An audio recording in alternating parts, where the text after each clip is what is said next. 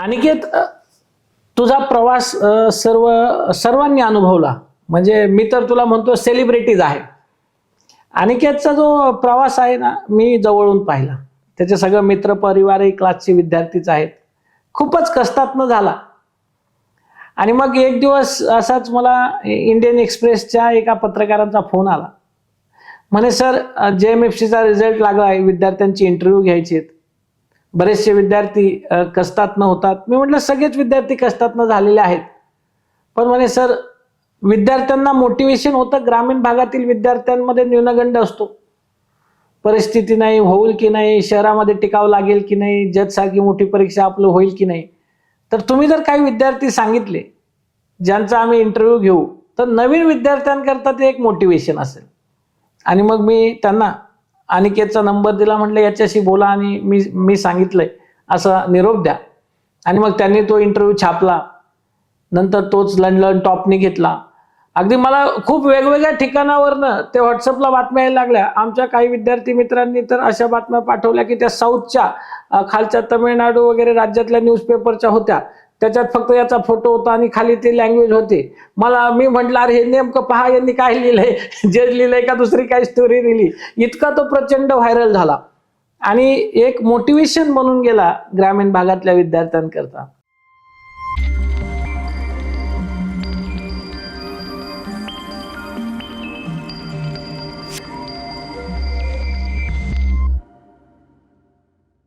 नमस्कार मित्रांनो, मी गणेश शिरसाट आपल्या गणेश शिरसाट या YouTube चॅनलवर तुमचं पुन्हा एकदा स्वागत करत आहे. आपण पाहत आहोत सक्सेस स्टोरीज. ज्युडिशियल सर्व्हिसेस एक्झामिनेशनचं प्रिपरेशन करत असताना आपण काय तयारी केली पाहिजे, काय नाही केली पाहिजे, कोणत्या गोष्टींची काळजी घेतली पाहिजे, कोणत्या गोष्टींची पर्टिक्युलरली अवॉइड केल्या पाहिजे, हे आपण समजून घेण्याचा प्रयत्न करत आहोत. याकरता जे विद्यार्थी रिकमेंडेड झालेले आहेत, सिलेक्ट झालेले आहेत, त्यांचे अनुभव आपण ऐकत आहोत. आपल्या या सक्सेस स्टोरीच्या माध्यमातून महाराष्ट्राच्या कानाकोपऱ्यात वेगवेगळे विद्यार्थी जे ज्युडिशरीचं प्रिपरेशन करत आहेत, त्यांना रिकमेंडेड विद्यार्थ्यांचे अनुभव आपण पोहोचवण्याचा प्रयत्न करत आहोत. 2022 सालची ज्युडिशियल सर्व्हिसेसची एक्झामिनेशन 2023 साली ऍड आली, परीक्षा प्रिलिमची परीक्षा झाली. 2024 ला मेन्स झाली. 2025 ला इंटरव्ह्यू होऊन निकाल लागला आणि 29 मार्च 2025 ला जो निकाल लागला 114 जागेचा, त्या 114 जागेमध्ये 100 पेक्षा जास्त विद्यार्थी आपल्या क्लासचे सिलेक्ट झाले. त्यांचे अनुभव आपण ऐकत आहोत, त्यांचे अनुभव आपण समजून घेत आहोत. त्यापैकीच एक विद्यार्थी जो अतिशय कष्टाने या कायदा क्षेत्रामध्ये आला, अतिशय कष्टाने त्याने कायद्याचं शिक्षण घेतलं, जिद्दीने त्याने JMFC या परीक्षेमध्ये यश मिळवलं, ज्याच्या यशाची दखल नॅशनल न्यूजपेपर, नॅशनल न्यूज चॅनलने घेतली गेली. लंडन टॉप सारख्या चॅनलने ज्याच्यावर न्यूज बनवली, इंडियन एक्सप्रेस मध्ये ज्याच्यावर आर्टिकल्स आलं की एक MIDC मध्ये काम करणारा विद्यार्थी स्वतःच्या कष्टावर, जिद्दीवर लॉ करून जजची, न्यायाधीशाची परीक्षा पास होतो. असा हा विद्यार्थी अनिकेत कोकरे आज आपल्याकडे आलेला आहे. त्याचे अनुभव आपल्यासोबत शेअर करण्याकरता तो आलेला आहे. तर सर्वात प्रथम अनिकेत, मी तुझ्या या यशाबद्दल, तुझ्या कुटुंबाचं, आपल्या Ganesh Shirsat academy, Ganesh Shirsat institute for judicial services तर्फे आणि आपल्या सर्व ऑनलाईन आणि YouTube चॅनल परिवारातर्फे तुझं या यशाकरता खूप खूप अभिनंदन करतो. नमस्कार सर, धन्यवाद. अनिकेत, आम्हाला तुझा प्रवास जाणून घ्यायचा आहे. सर्व आपल्या विद्यार्थ्यांना तू मूळचा कुठला आहेस आणि तुझा हा परीक्षेपर्यंतचा प्रवास हा आम्हाला समजून घ्यायचा आहे. त्याविषयी तू थोडक्यात पर्टिक्युलरली मार्गदर्शन कर. नक्कीच सर. सुरुवातीला सर मी आपला आभारी आहे सर की आपण मला इथे बोलण्याची संधी दिली आणि या पदापर्यंत पोहोचण्यासाठी आपण जो प्रयत्न केला आहे आणि मला जो मार्गदर्शन केलं त्यासाठी मी आपलं नेहमी ऋणी राहील सर. तर माझं नाव अनिकेत लिंबाराव कोकरे. मी राहणार मूळचा बौर, तालुका कळमनुरी, जिल्हा हिंगोली इथला आहे. माझे आईवडील शेती करतात सर. आमच्याकडं 1.5 एकर शेती आहे, कोरडवाहू शेती. आणि माझं प्राथमिक शिक्षण सर पूर्ण मराठीमध्ये झालं आहे. जिल्हा परिषद माध्यमिक शाळा, प्राथमिक शाळा आणि माध्यमिक शाळा आकडा बाळापूर ते पूर्ण झालं. त्यानंतर सर मी 11वी-12वी सायन्समध्ये केली, नारायणराव वाघमारे कॉलेज, आकडा बाळापूर येथे. त्यानंतर सर मी लॉला ॲडमिशन केलं आणि इथं आहे. ग्रामीण भागामध्ये म्हणजे अगदी 1.5 एकर शेत जमीन असताना शेतीमध्ये कष्ट करून मोलमजुरी करत आईवडिलांची एकच जिद्द की आपला मुलगा शिकला पाहिजे. भारतरत्न डॉक्टर बाबासाहेब आंबेडकर म्हणतात, शिक्षण हे वाघिणीचं दूध आहे, त्याशिवाय परिवर्तन नाही, प्रगती नाही. अनिकेत, तू तुझ्या शाळेमध्ये गावामध्ये 12वी पर्यंतचं शिक्षण घेतलं, पण 12वी नंतर आपण लॉला ऍडमिशन घ्यावं, कायद्याचं शिक्षण घ्यावं, हा मनात तुझा विचार कसा आला आणि तू लॉ हे क्षेत्र कसं निवडलंस? सर मी 11वी-12वी सायन्समध्ये झाली आणि त्यानंतर असं होतं की गावाकडंच माहिती नसते 12वी नंतर काय करायला पाहिजे. सांगणारे बरेच जण असतात, कोणी म्हणते इंजिनिअरिंग कर, कोणी म्हणते मेडिकलला जा. पण सर माझ्या मनात एक असं होतं की मी अवांतर वाचन करायचो, पुस्तक वाचायचो आणि मला वाटत होतं की मी BSc ॲग्री करून MPSC तयारी करायला पाहिजे. आणि मी फॉर्म पण भरला. त्याच्यानंतर सर नंबर लागला नाही BSc ॲग्रीसाठी. तो नंबर लागला तर BSc डिझाईन असं काहीतरी लागला होता, परंतु मला नव्हतं करायचं ते. आणि मग आमचे मोठे भाऊ तर ते पोलीसमध्ये होते, तर त्यांचं म्हणणं होतं तू लॉ कर आणि आपण पुढे बघूत काय होतं ते. परंतु सर माझी इच्छाच नव्हती लॉ करण्याची, कारण लॉ काय असतं हा कधी शब्दच ऐकला नव्हता.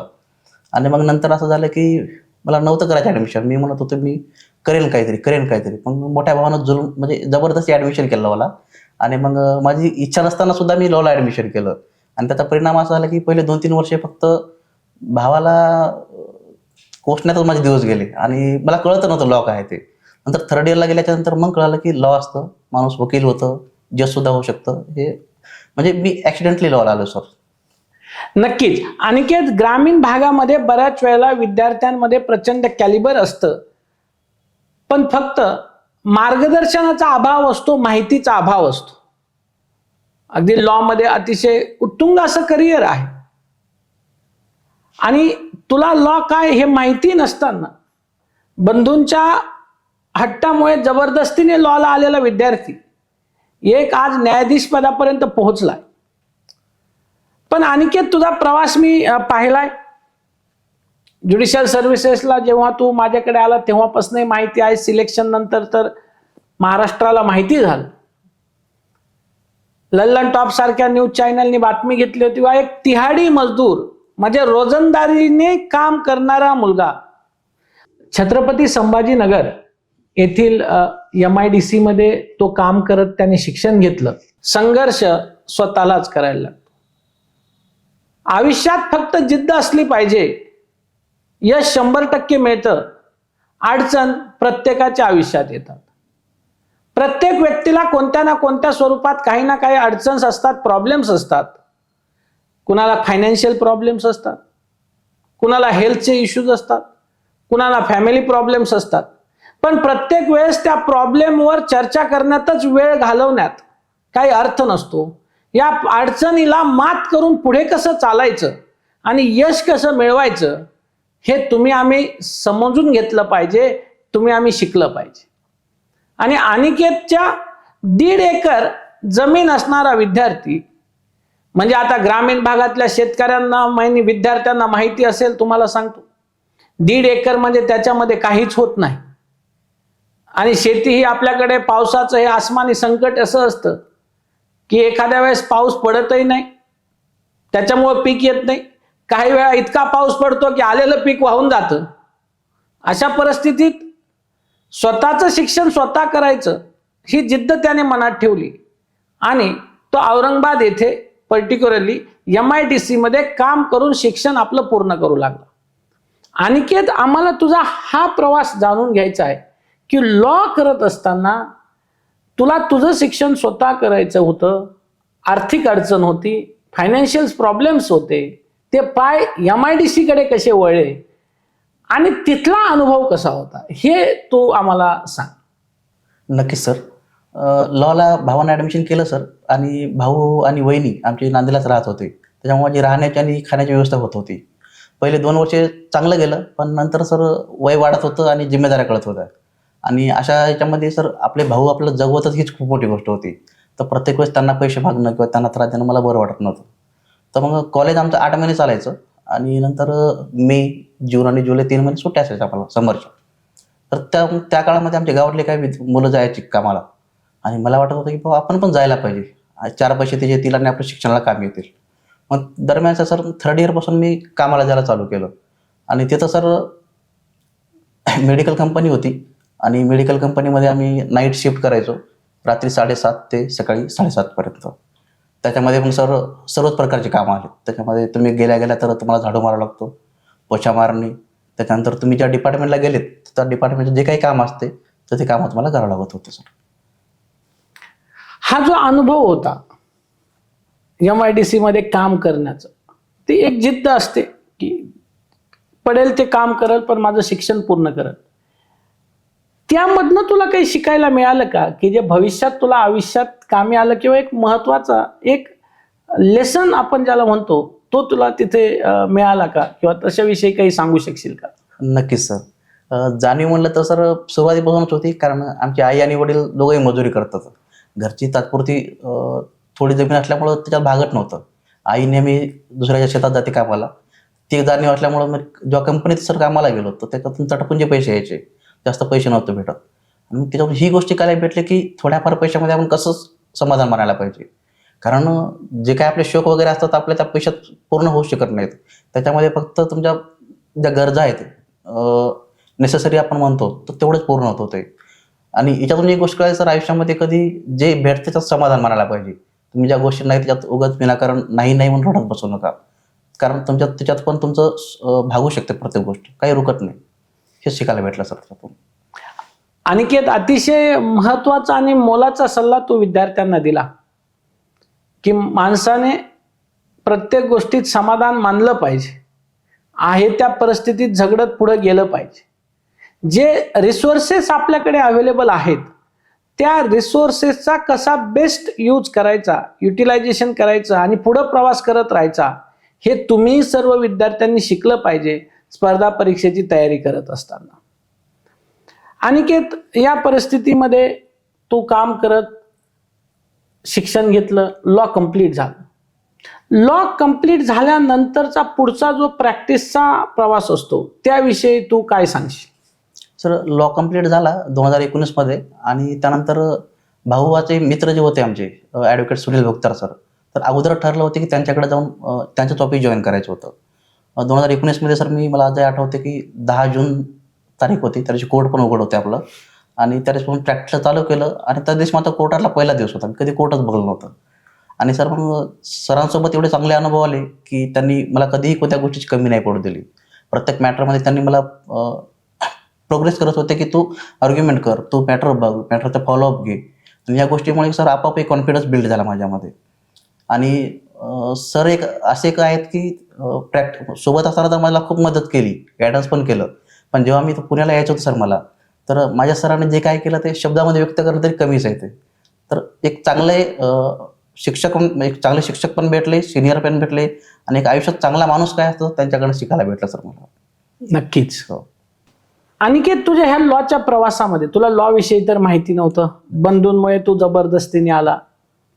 मग तुझे लॉचं जो कॉलेजचे जे हे होतं, करिक्युलम्स होतं, अकॅडमिक्स होते, ते तू पुढे कसा आला किंवा इंटरेस्ट कसा निर्माण झाला त्याविषयी काही तुला सांगता येईल का? नक्कीच सर. सर लॉ कम्प्लीट होता 5th इयरला जेव्हा आम्ही होतो, तर आमच्यात एक ॲडव्होकेट अनिल मोरे सर म्हणून होते.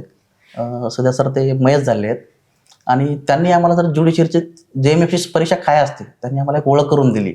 आणि तेव्हा आपण थोडंफार स्वप्न पाहिलं की आपण होऊ शकतो, कारण असं ऐकलं होतं की जज वगैरे लोक फक्त मोठ्या मोठ्या सिटीतले किंवा हुशार लोकच होतात, आमच्यासारखी साधारण मुलांना काही संधी आहे की नाही. तर त्यांनी सांगत होते की तुम्ही प्रयत्न करा, तुम्हाला यश नक्की भेटेल. आणि मग तिथून सर मी तयारी करायला चालू केलं. ओके. प्रॅक्टिस मधला जो तुझा अनुभव आहे काही सांगू शकशील कसा होता अनुभव? प्रॅक्टिसमध्ये सर सकाळी तर उठणे 9 वाजता आपलं ऑफिसला जाणं, आपले जे काही काम आहेत ते सिनियरच्या कानावर घालणं आणि आपण ते फॉलोअप घेणं. आणि त्यानंतर सर प्रॅक्टिसमध्ये आमच्या सरांनी सर प्रत्येकच गोष्ट आमच्या हातावर दिली होती. स्वतः जाणं, मॅटरकडं लक्ष देणं, त्याच्यावर फॉलोअप घेणं. बऱ्याच वेळेस आर्ग्युमेंट करायला सरांनी प्रोत्साहन दिलं आणि बऱ्याच मॅटरमध्ये सक्सेस पण मिळालं त्याच्यामध्ये. आणि आमच्या सरांचा एक उद्देश होता की तुम्ही फक्त प्रयत्न करा, रिझल्टची तुम्ही चिंता नका करू. सूट डिसमिस होईल किंवा सूट अलाव होईल, डिक्रीड होईल किंवा एखाद्या केसमध्ये काहीतरी होईल, तुम्ही त्याचा चिंता नका करू, रिझल्टची चिंता नका करू. आणि प्रॅक्टिसमध्ये सर ही गोष्ट जेव्हा मी इंटरव्ह्यूला आलो JMFCच्या, तर प्रॅक्टिसमध्ये ज्या काही गोष्टी शिकल्यात त्या गोष्टीचा भरपूर फायदा झाला सर. आणि एक कॉन्फिडन्स होता मनामध्ये की आपण चुकणार नाही, चुकलं तरी आपण सांभाळून गेला, एक कॉन्फिडन्स होता सर. अनिकेत, लॉ कम्प्लीट झाल्यानंतर ज्युडिशरीकडे येण्याचा जो निर्णय होता तो कसा घेतलास? सर मग आता सांगितलं आपल्याला की अनिल मोरे सरांनी आम्हाला ज्युडिशरीची ओळख करून दिली. परंतु एक आठवण अशी होती की सर 4th इयरला असताना माझा एक विषय बॅक राहिला होता आणि त्यामुळे सर मला 3 वर्ष प्रॅक्टिस मॅन्डेटरी झाली. आणि मग तोपर्यंत मी 3 वर्ष प्रॅक्टिस केली हिंगोली येथे. आणि नंतर जेव्हा मी पेपरसाठी अपियर झालो सर, तर मी आमच्या सिनियरला प्रॅक्टिस थांबवली आणि अभ्यास करत होतो. परंतु ॲड लवकर येत नव्हते. ॲड आपली उशीर आली होती सर 19 मे 2023मध्ये. आणि तेव्हा असं झालं की आता अभ्यास कसा करायचा. तर माझा एक मित्र होता क्लासमेट माझा, तर त्याने मला म्हटलं की पुण्यामध्ये क्लासेस आहेत, आपण ते क्लासेस बघूयात. आणि मग असं जायचं ठरलं, परंतु जायचं कसं ना. तर एकदा सगळ्यात मोठी अडचण होती की पैसे कसे जमा करायचे. तर मग मित्राला होम नाही करून आम्ही ठरवलं की आपण ऑफलाईन क्लासेस करायचे. आणि सर आमच्याकडे आईचं एक गव्हाळ्याची मण्याची पोत असते, तर पैसे जमा करायचे. मग आई म्हटली बा ही पोत ठेवूयात आपण, गहाण ठेवली. त्याच्यातनं 10,000 जमा केले. मी एक बेल मॅटर केलं होतं सर ॲट्रॉसिटीचं, त्याच्यातले 20,000 आले होते. आणि माझ्या मोठ्या भावानं आणि माझ्या मित्रानं पैसे जमा करून एक 40,000 रुपये जमा केले होते सर. आणि पुणे गाठलं. आल्याच्यानंतर असं ठरलं की राहायचं कुठं. तर मग मामा म्हटले की बा माझ्याकडेच राहा आणि तू येणं जाणं केलं तरी चालेल. आणि तसं मी आपल्या क्लास जॉईन केले. नक्कीच. ज्युडिशरीचं प्रिपरेशन करत असताना आपण 2 प्रकारे अगोदर परीक्षा देऊ शकत होतो. एक म्हणजे फ्रेशर पासआउट झाल्या आणि दुसरे म्हणजे प्रॅक्टिशनर. अनिकेत हा प्रॅक्टिशनर म्हणून त्याने ही परीक्षा दिली. पण आता सर्वोच्च न्यायालयाचा जो नियम बदलला, सर्वोच्च न्यायालयाने जो निकाल दिला, त्यानुसार आता JMFCची परीक्षा देण्याकरता 3 वर्ष प्रॅक्टिस ही कंपल्सरी करण्यात आलेली आहे. त्यामुळे जेही विद्यार्थी ज्युडिशरीचं आता प्रिपरेशन करत आहेत त्यांनी ही गोष्ट महत्वाची समजून घेतली पाहिजे की आपण पासआउट झाल्यानंतर पहिल्यांदा आपण लगेचच आपली सनद रजिस्टर्ड करून घेणं आणि आपल्या लोकल बारला लगेचच आपलं रजिस्ट्रेशन करून घेणं, ह्या 2 गोष्टी अतिशय महत्वाच्या आहेत. प्रॅक्टिस करत वकीलपत्रावरही आपण साईन केल्या पाहिजेत, हेही सुद्धा महत्वाचं आहे. हे बदलते नियम तुम्ही समजून घेतले पाहिजेत. याविषयी आपण वेगवेगळ्या व्हिडिओमध्ये ऑलरेडी मार्गदर्शन केलेलंच आहे. अनिकेत, पुण्यामध्ये तू क्लासेस करता आलास, अगदी मामांकडे, मामा हडपसरला आहेत, तुझे तिथे राहतात. अगदी आपले क्लास पुण्यामध्ये सदाशिव पेठेमध्ये टिळक रोडला आहेत. आणि हडपसरहून टिळक रोडला येणं म्हणजे ट्रॅफिक म्हणजे एक युद्धच आहे. बराच वेळ त्याच्यात लागतो. पुण्यामध्ये सध्या ट्रॅफिक म्हणजे हाच एक मेन युद्ध आहे. तर तू तो प्रवास कसा केलास, म्हणजे त्या अनुभव सांगशील का? नक्कीच सर. सर हडपसर ते आपला क्लास जवळपास एक 12 किलोमीटर अंतर आहे सर. आणि पुण्यामध्ये ट्रॅफिक भरपूर असते. तर मी सकाळी 6ला उठायचो. आमच्या मामी आम्हाला डबा करून द्यायच्या सर. आणि घरून मी 7 वाजता निघायचो.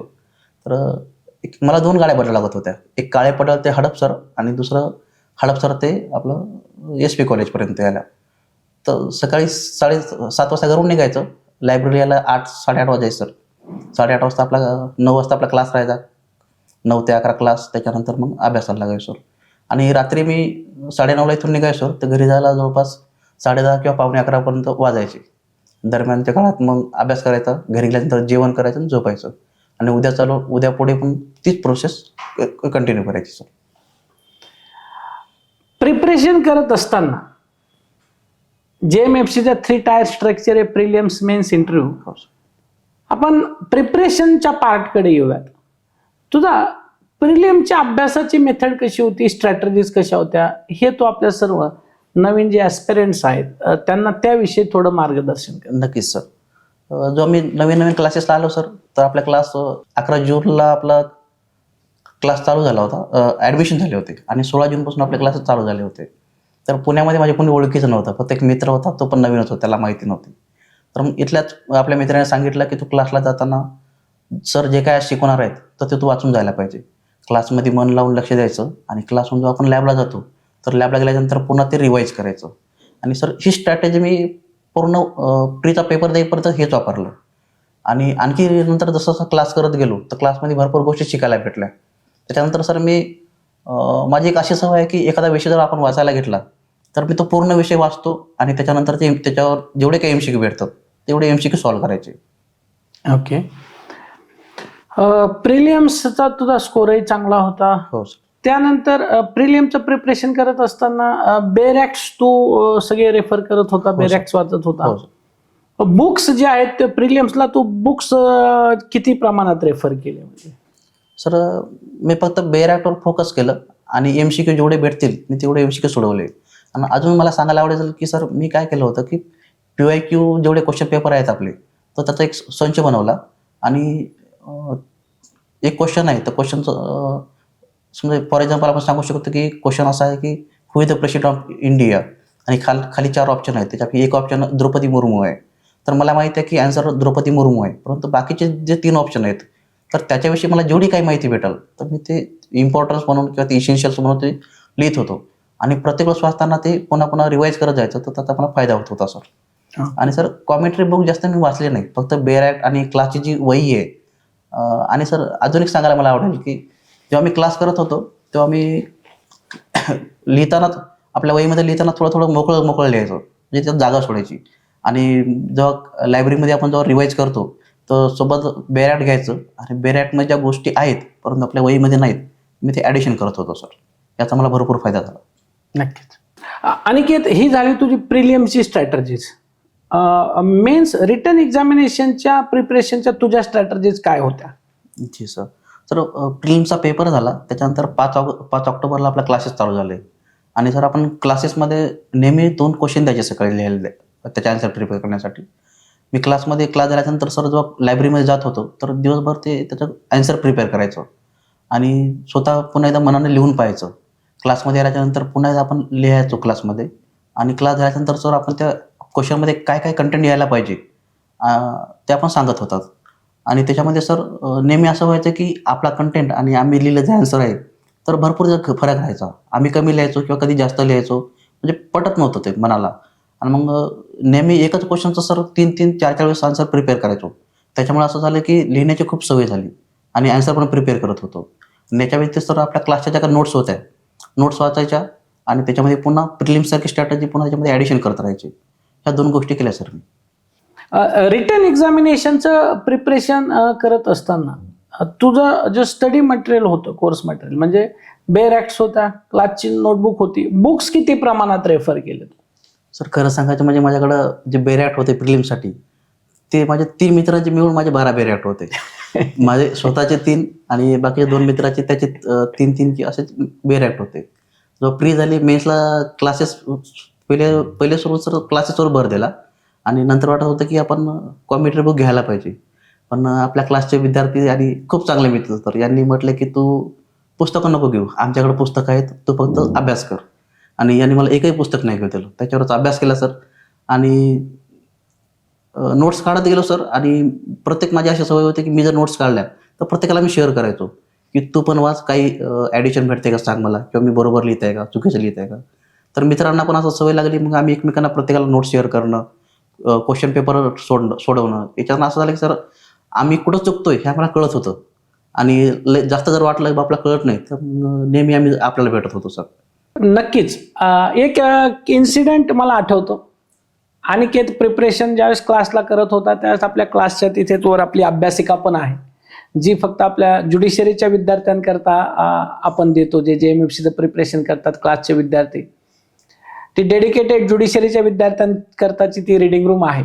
तिथे हे सगळे ज्युडिशरीचे विद्यार्थी प्रिपरेशन करायचे. त्यातले मॅक्सिमम विद्यार्थी JMFC सिलेक्टही झाले. तर बऱ्याच वेळा विद्यार्थ्यांचं असं असतं की मी नोट्स काढतोय, मी अभ्यास करतोय, तर कुणाला दाखवायचे नाही, कुणाला द्यायचे नाही. तर यांच्याच सोबत एक आणखी आपल्या क्लासचे एक विद्यार्थिनी मॅडम JMFC झाल्या. त्या JMFC झाल्यानंतर एकदा चर्चा करत असताना मला म्हणाला की हे अनिकेत सर नोट्स काढायच्या सगळ्याला द्यायच्या, तर मला प्रश्न पडायचे हे असं का करता. त्या स्वतः काढतात. आणि मग त्यांच्या लक्षात आलं की नाही, अरे आपण हे दुसऱ्याला दिलं, दाखवलं तर आपल्याही ज्ञानात भर पडते. आपला एक मुद्दा त्याला कळतोय तर त्याचे 4 मुद्दे तो आपल्याला सांगतोय. हे हेल्दी कॉम्पिटिशन्स, हे मित्रांचा ग्रुप, हा बॉन्डिंग कधी स्पर्धा परीक्षेमध्ये तुम्हाला आयुष्यामध्ये पुढेच नेते, हे तुम्ही समजून घेतलं पाहिजे. आणि त्याचं ते आमच्या रिडिंग मधला तसं त्याचा ते स्वभावच होता की ह्या सगळ्यांना हे मी नोट्स काढल्यात सगळ्याला द्यायच्या. ओके. आणि तसं ते प्रिपरेशन करत होते. सोबत ते पेपर सॉल्विंग पण जास्त प्रमाणात करत होते. तर अनिकेत त्याच्याविषयी काय सांगशील? सर आपला क्लास संपत आला होता आणि आपण सांगितलं होतं की आपल्या पेपरला थोडा वेळ होता. मग आम्हाला वेळ भरपूर भेटला सर मेन्ससाठी. तर मग आपण सांगितलं होतं की बुधवारी एक पेपर सोडवा आणि शनिवारी एक पेपर सोडवा. त्यानुसार सर आम्ही जवळपास 2 महिने बुधवारी एक पेपर सोडायचो, सिव्हिल किंवा क्रिमिनल, आणि शनिवारी एक पेपर सोडवायचो. पेपर सोडल्यानंतर सर काही ॲन्सर शीट आम्ही आपल्याकडनं चेक करून घेतल्यात.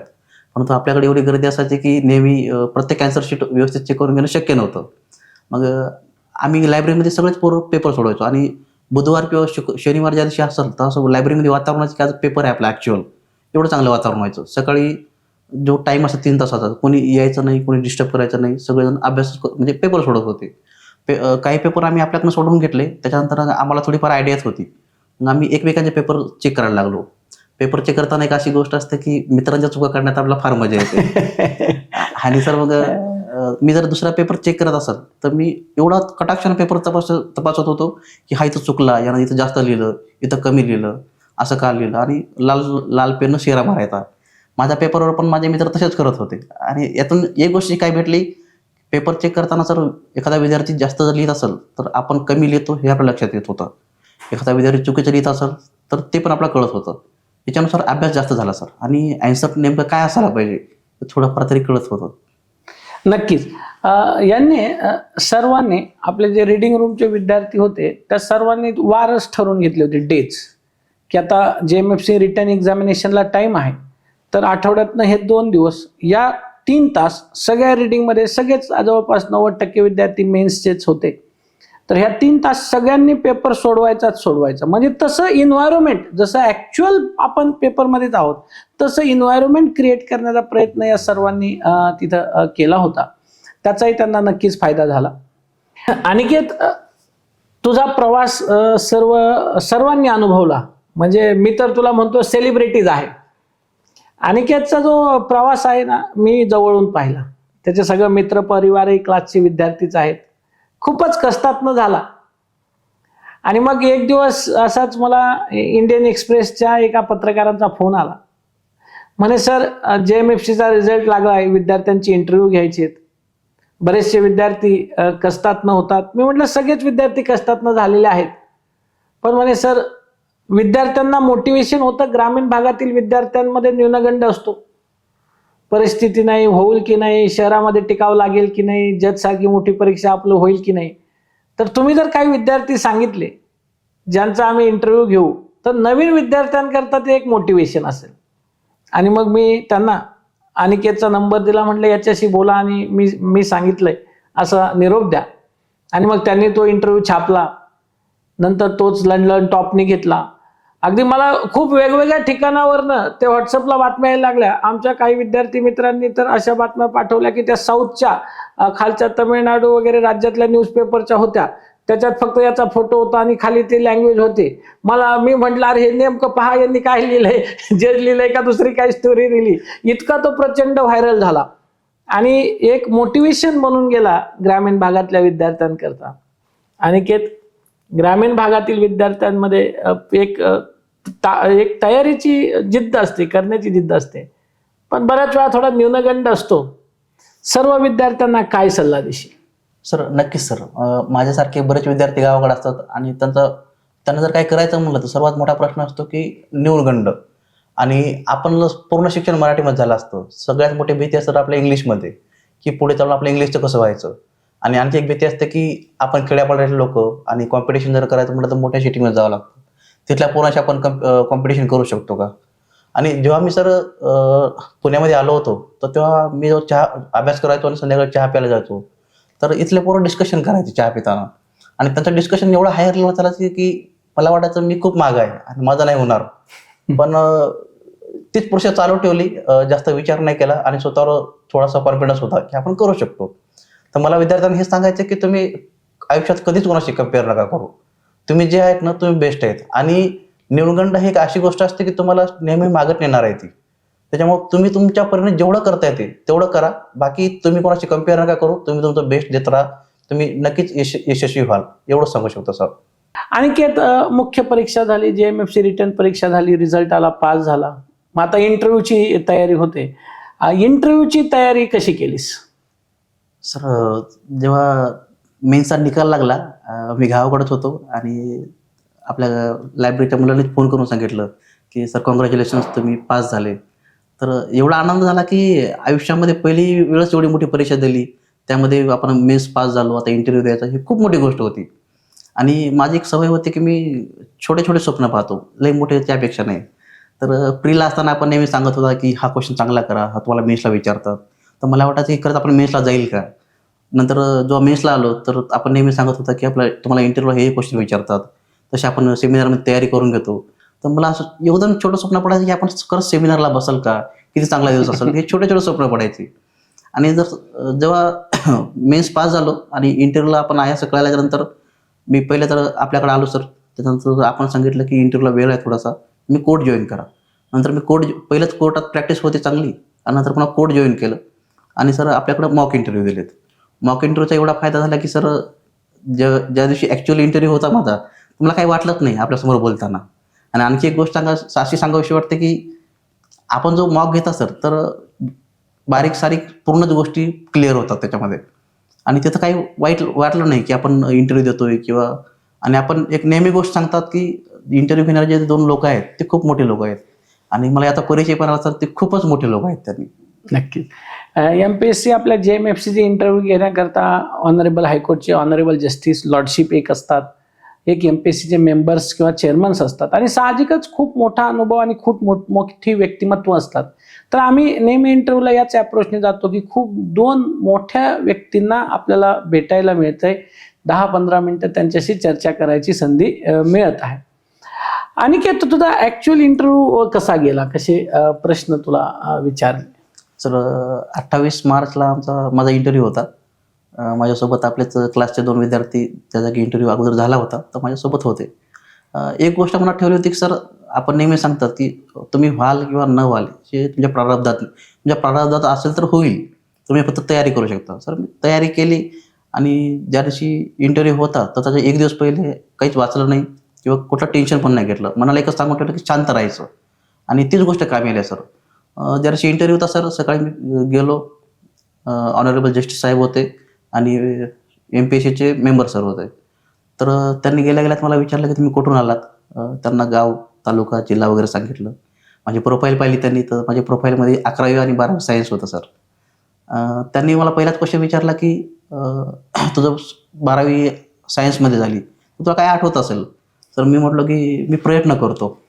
आणि त्यांनी मला क्वेश्चन विचारला की एखादा कलर व्हाईट आहे तर तो व्हाईटच का दिसतो, एखादा ब्लॅक आहे तर तो ब्लॅकच का दिसतो, ग्रीन आहे तर ग्रीनच का दिसतो. याचं उत्तर मला माहिती नव्हतं. पण मी म्हटलं सर सॉरी सर, मी बघून घेईल. तर त्यांचं म्हणणं होतं तुम्ही ॲन्सर द्यायला पाहिजे, की पहिलाच क्वेश्चन आहे, तुम्ही पॉझिटिव्हली ॲन्सर द्यायला पाहिजे. पण त्याचा काही इफेक्ट नाही पडला नंतर. त्याच्यानंतर सर ऑनरेबल जस्टिस साहेबांनी मला लॉबद्दल काही प्रश्न विचारले आणि त्याच्यानंतर मेंबर साहेबांनी पण काही क्वेश्चन विचारले. त्याच्यापैकी मला एक क्वेश्चन चांगला आठवतो की टेबलवर सर, टेबलवर इंडियाचा फ्लॅग ठेवला होता आणि त्यांनी मला सांगितलं की इंडियाच्या फ्लॅगकडे बघा आणि 5-6 सेंटेन्सेस इंग्लिशमध्ये सांगा, ज्याने की आमचं मन भरून येईल, चांगलं वाटेल असं. मी इंग्लिशमध्ये चांगला चालू केलं की इट रिप्रेझेंट्स इंडिया, त्याच्यानंतर इट कंटेन्स 4 कलर्स. परंतु सर अडचण अशी आली की केशरी कलरला सॅफ्रॉन म्हणतात हे नव्हतं माहिती. मी ऑनरेबल साहेबांना रिक्वेस्ट केली सर मी मराठीमध्ये सांगू का. तर त्यांचं म्हणणं होतं की नाही, तुला इंग्लिश बोलायला लावायची, तू इंग्लिशच बोल. नंतर मी सर म्हणलं की आय विल ट्राय आणि सांगितलं की above red colour reflects bravery, white colour reflects calmness and impartiality, green colour reflects environment. आणि नंतर सांगितलं sir it is our fundamental duty to respect the national flag. नंतर त्यांना ते बरं वाटलं आणि ते म्हणजे ठीक आहे, ओके. आणि आणखी एक गोष्ट सांगायची की सर जेव्हा ऑनरेबल जस्टिस साहेबांनी मला क्वेश्चन विचारायला चालू केलं तर त्यांनी 3 क्वेश्चन मला मराठीमध्ये विचारले.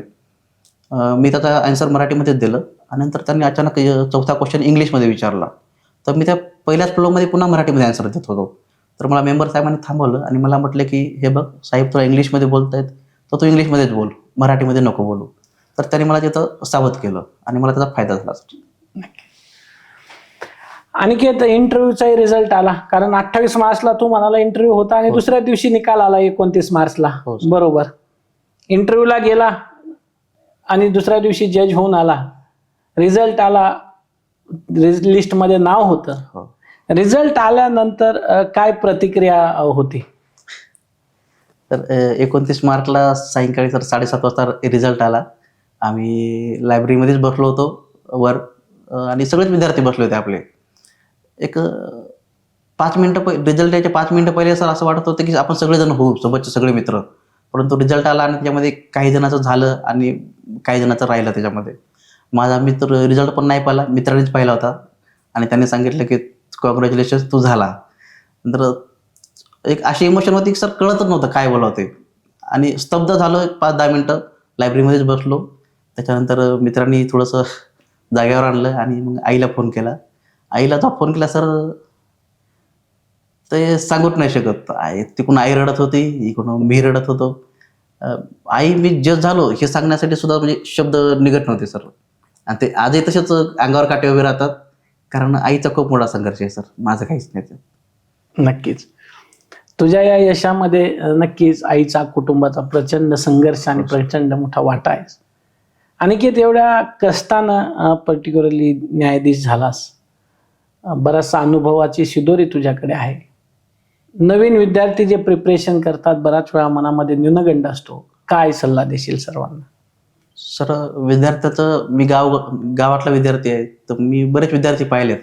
प्रत्येकाचा एम असतो की काहीतरी मोठा अधिकारी वगैरे व्हायचं, परंतु सर्वात मोठी अडचण असते पैशाची. मी त्यांना एकच गोष्ट सांगू शकतो की सर परिस्थिती कोणाचीच चांगली नाही, परिस्थिती प्रत्येकाची वाईट आहे.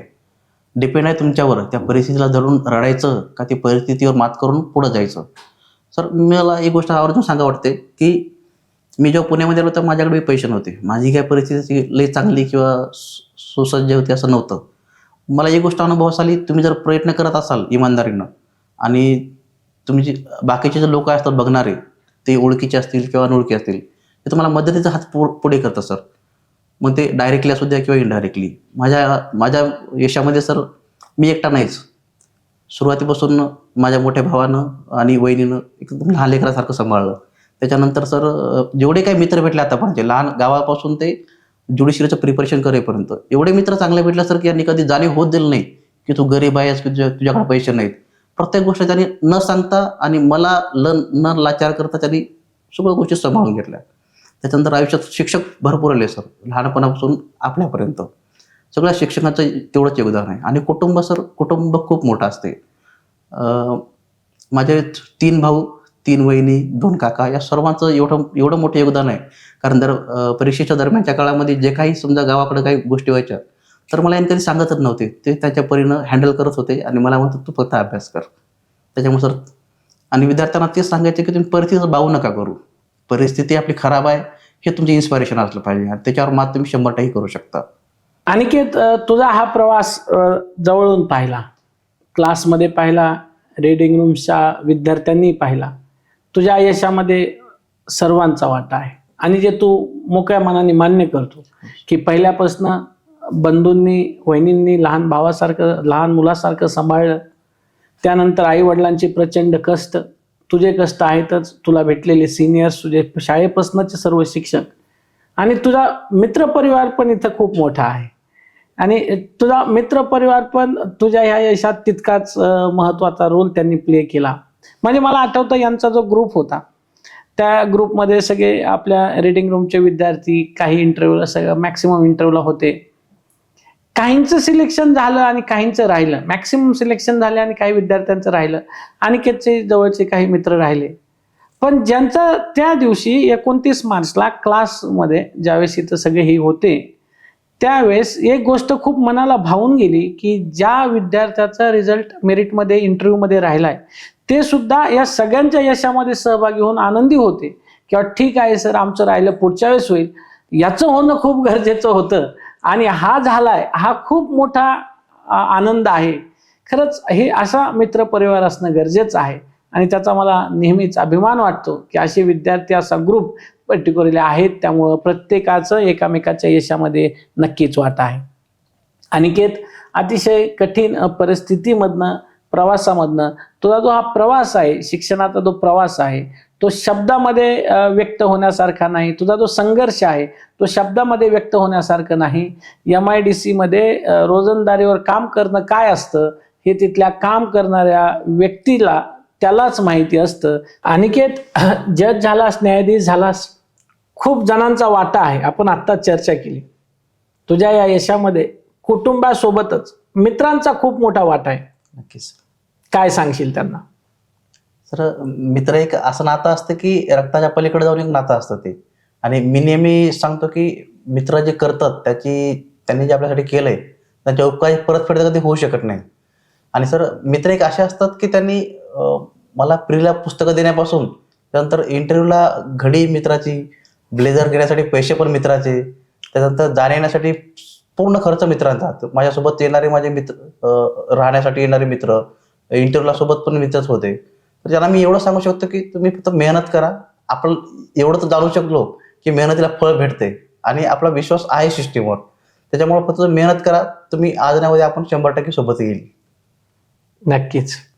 आणखी काय संदेश देशील सर्वांना, पाहत असतील तुला? सर, एवढं सांगू शकतो की आयुष्यात कधी कोणाला कम्पेअर नका करू. तुम्ही जे आहेत ना, तुम्ही बेस्ट आहेत. तुमची बरोबरी कोणीच करू शकत नाही. ऑल द बेस्ट तुम्हाला सर्वांना. तुम्ही या, वाट बघतोय. नक्कीच. तर सर्वजण नक्कीच येतील, काळजी करू नकोस. यश नक्कीच मिळतं प्रामाणिक प्रयत्नांना. Success may be delayed, it cannot be denied. जेवढे मित्र तुमचे राहिलेले आहेत त्यांचं 100% त्यांना यश मिळणार याची खात्री मला आहे. काही वेळा काहींना लवकर मिळतं, काहींना उशिरा मिळतं. यावेळेस तुमचं राहिलंय, पण नक्कीच तुमचंही नेक्स्ट टाइम होईल अशी खात्री बाळगा.